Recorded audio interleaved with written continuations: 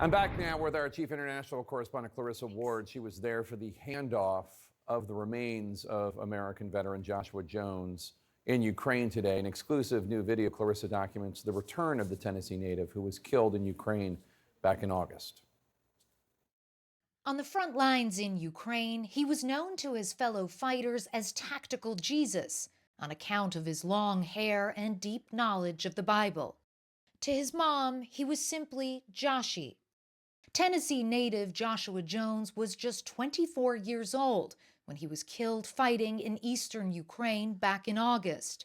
His passport and Ukrainian military ID showed up on Russian social media channels soon after, but his body was never recovered. Since then, Ukrainian lawmakers Alexander Trukhin and Alexander Kovalyov have worked tirelessly to get his body back. And today, it is finally happening. Why is it important to you to recover the body of Joshua Jones? He's the same one hero for me like our soldiers. So we should make everything possible to give his body back to his family. We are driving to the front line in Zaporizhia. We stop along the way to link up with military intelligence. In another car, a Russian soldier sits slumped over. He is being released today as part of a larger swap in which 10 Ukrainians were already freed. The lawmakers talk with the officers to go over the plan once more. A makeshift white flag is put together for the moment of transfer. And we're off again. This time to no man's land. A rare 2-hour ceasefire has been agreed by both sides, and time is of the essence. So we've just arrived at the meeting point. They're waiting now for the Russians to arrive with the body. A team of forensic investigators get ready for the task ahead. This is as far as we are allowed to go. The actual handover will happen just beyond the hill. Waiting for their return, it is eerily quiet. Only the bravest dare come out in these parts. One of the transfer team captures the moment Joshua Jones's body is brought back into Ukrainian territory as Russian forces look on. For Kovalyov and Trukhin, it's the moment they have been waiting for. Jones is now one step closer to being returned to his family. Back in the car, they show us his personal effects. This is his personal body cross, which he was wearing. He was a very religious guy. What's your feeling in this moment? You've been working towards this for a long time to try to get Joshua Jones back to his family.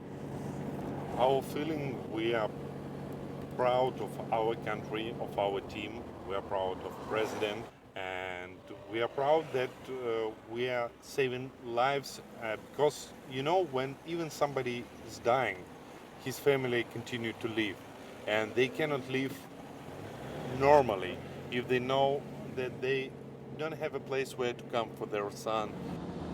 Thanks to their efforts, Joshua's mother, Misty Gossett in Tennessee, will soon have the chance to say goodbye to her son.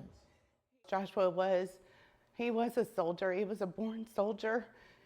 He was named after the Battle of Jericho, and he proved he lived up to his name so valiantly.